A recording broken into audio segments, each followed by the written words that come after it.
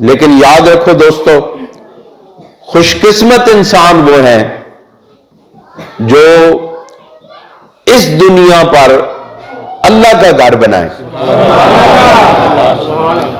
اپنا گھر تو ہر کوئی بنا لیتا ہے، لیکن خوش قسمت وہ لوگ ہیں جو اس زمین پر اللہ کا گھر بناتے ہیں، اور اس اللہ کے گھر میں جس وقت لوگوں کو اللہ کی طرف بلایا جاتا ہے اور رب کی بارگاہ میں وہ لوگ سر جھکاتے ہیں، تو پھر اللہ رب العزت ان کے سروں کو بلند کر دیتا ہے جو اس کا گھر بناتے ہیں۔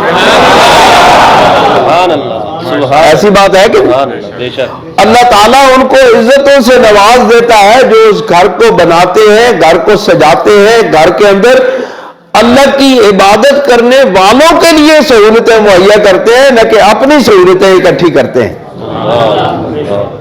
میں یہ سمجھتا ہوں کہ حاجی نواز صاحب کی یہ زندگی کا خوبصورت وقت ہے، یہ خوبصورت لمحات ہیں، اور ان کے لیے اس سے بھی بڑی خوشی والی بات یہ ہے کہ یہ مسجد ان کے بیٹوں کی کاوشوں اور ان کی اس بے پناہ محبت کی وجہ سے یہ مسجد تیار ہوئی ہے۔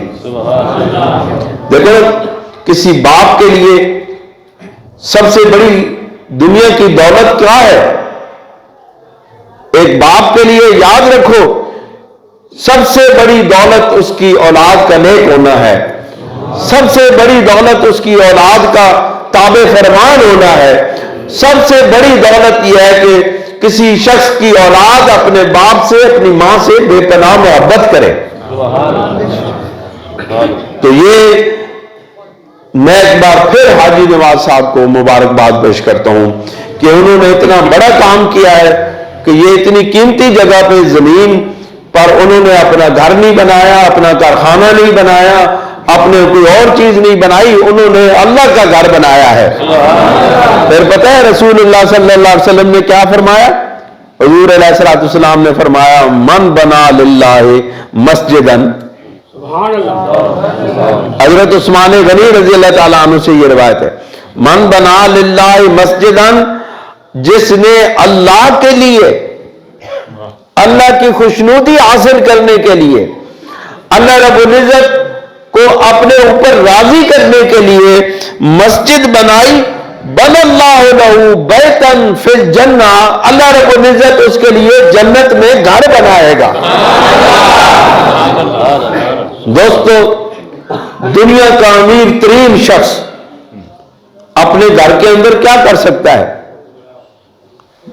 زیادہ سے زیادہ وہ یہ کر سکتا ہے کہ اپنے بستر کو وہ سونے کا بنا دے اور قیمتی ترین ٹائلیں لگوا دے۔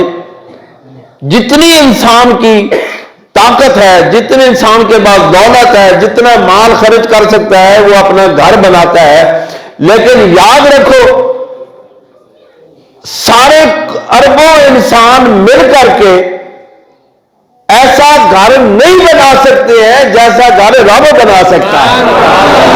ساری دنیا کی دولت اکٹھی کر لی جائے، تمام آل اسباب اکٹھے کر لیے جائیں، سارے انجینئر دنیا کے بلا لیے جائیں، جتنے زبردست آرکیٹیکچر ہیں سب کو بلا کے بہترین نقشہ بنوا کے بھی ایسا گھر نہیں بنایا جا سکتا ہے جو رب بناتا ہے، اور وہ دنیا میں نہیں بناتا۔ اللہ رب العزت کہتے ہیں بن اللہ لہ، رسول اللہ صلی اللہ علیہ وسلم فرماتے ہیں بن اللہ لہ، اس کے لیے اللہ بناتا ہے بیتن فی الجنہ، گھر بناتا ہے جنت کے اندر۔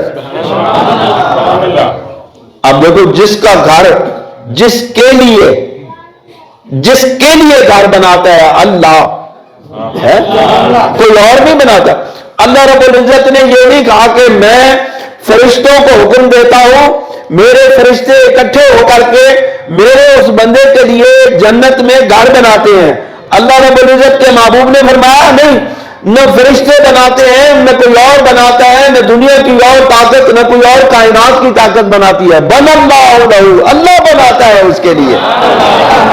اور پھر کتنے خوش قسمت لوگ ہو تسی جنہاں واسطے اللہ گھر بنائے، اور کتنے خوش قسمت لوگ نے जिन्हां वास्ते अल्लाह ताला अपने अमर के नाल घर बनाए गा।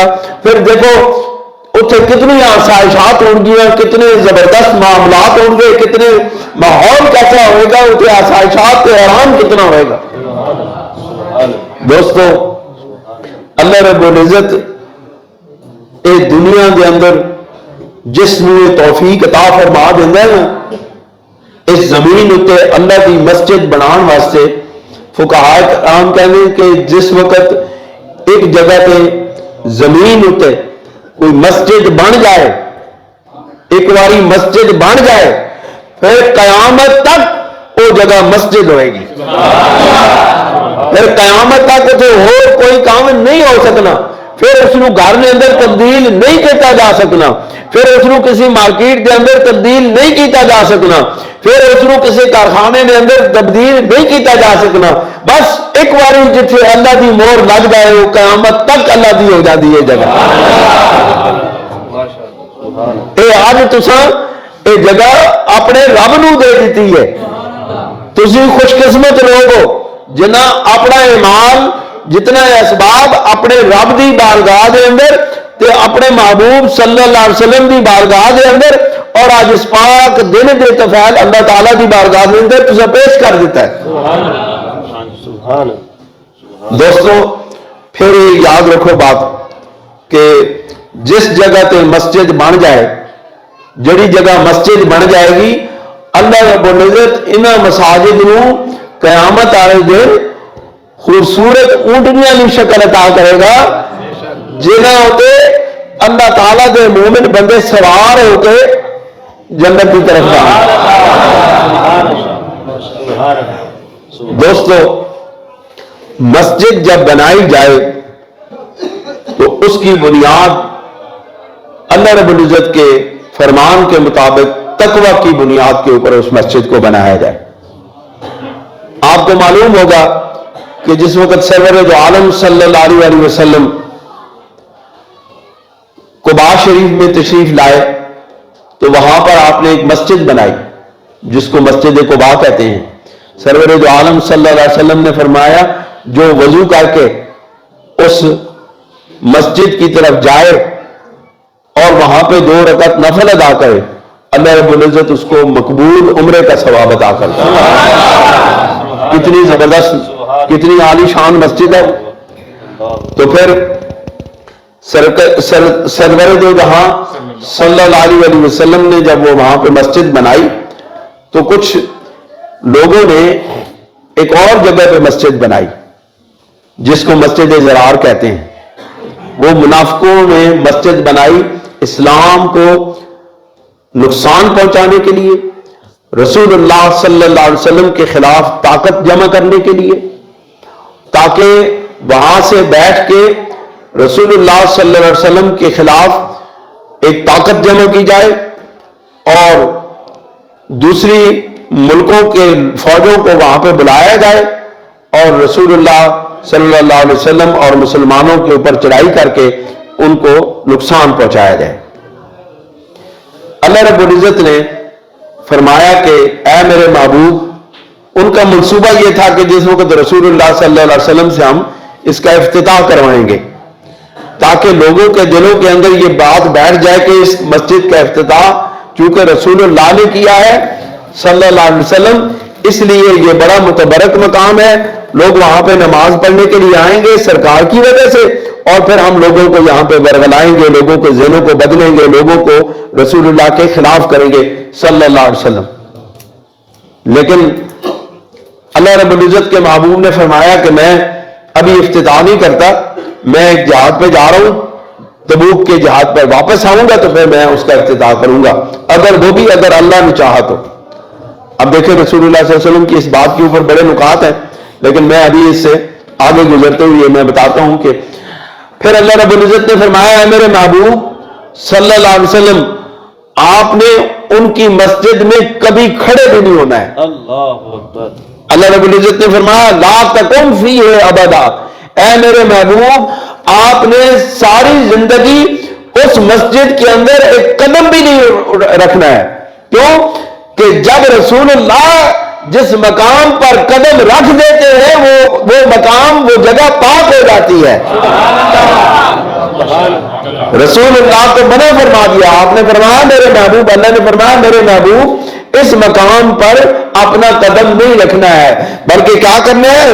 لمسجد اسس علی التقوی من اول یوم، کہ اے میرے محبوب آپ نے اس مسجد کے اندر کھڑے ہونا ہے، اس مسجد کے اندر عبادت کرنی ہے جس کی بنیاد اول دن سے تقوی کی اوپر رکھی گئی ہے۔ سبحان اللہ، سبحان اللہ۔ یعنی اللہ تعالیٰ کے خوف کے اوپر، وہ مسجد جس کی بنیاد اللہ کے لیے رکھی جائے، وہ بنیاد، وہ مسجد جس کی بنیاد اللہ کی خوشنودی حاصل کرنے کے لیے رکھی جائے، وہ مسجد جس کی بنیاد رسول اللہ صلی اللہ علیہ وسلم کی خوشنودی حاصل کرنے کے لیے رکھی جائے، اے میرے محبوب آپ نے اس مسجد کے اندر جا کے نماز ادا کرنی ہے، اس مسجد کے اندر کھڑے ہونا ہے۔ کیوں؟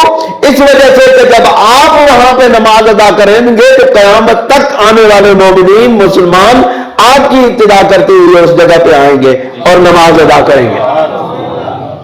پھر فرمایا احق ان تقوم فیہ، یہ اس سے زیادہ حق رکھتی ہے کہ آپ اس کے اندر کھڑے ہوں، نماز پڑھیں، عبادت کریں۔ رجال، کیونکہ اس کے اندر کون سے لوگ ہیں؟ رجال یحبون ان یطہروا، کہ اس کے اندر ایسے لوگ نماز ادا کرتے ہیں، اس مسجد کے اندر ایسے لوگ ہیں، وہاں میرے محبوب تیرے پیچھے نماز پڑھنے والے ایسے لوگ ہیں کہ جو طہارت کو پسند کرتے ہیں، جو پاک رہنا پسند کرتے ہیں، جن کا ظاہر بھی پاک ہے میرے محبوب، جن کا باطن بھی پاک ہے۔ تیری نگاہ کرم نے، تیری نگاہ کرم نے ان کو پاک کر دیا ہے، تیری نگاہ کرم سے ان کا ظاہر بھی پاک ہو گیا ہے، ان کا باطن بھی پاک ہو گیا ہے، اور وہ طہارت پاک رہنا پسند کرتے ہیں۔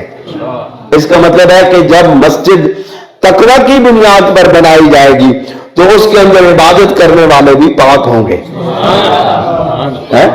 اب جب تقوی کی بنیاد کے اوپر ایک مسجد بنا دی جاتی ہے، پھر اس کے اندر پاک لوگ آ کے نماز پڑھتے ہیں، تو یقین جانیے فرشتے ان کو اپنے گھیرے میں لے لیتے ہیں اور اللہ تعالیٰ کی رحمتیں ان کے اوپر نازل ہوتی ہیں۔ واللہ یحب المطہرین، اور اللہ تعالیٰ پاک رہنے والوں کو پسند کرتا ہے، اللہ تعالیٰ پاک رہنے والوں سے محبت کرتا ہے۔ اب دیکھو دوستو کیا ہوگا؟ وہ مسجد جس کی بنیاد تقوی کی بنا پہ رکھی گئی، اور وہ مسجد جس میں نماز ادا کرنے والے پاک ہے، اور پھر اللہ تعالیٰ ان سے محبت کرتا ہے، تو پھر کیا خوبصورت بات ہے کہ یقیناً اس مسجد کی بھی بنیاد تقوی پہ رکھی گئی۔ جہاں تک میری معلومات ہے کہ یہ اللہ کی رضا کے لیے مسجد بنائی گئی ہے۔ یہ کیوں جی شہزاد میرا پتر؟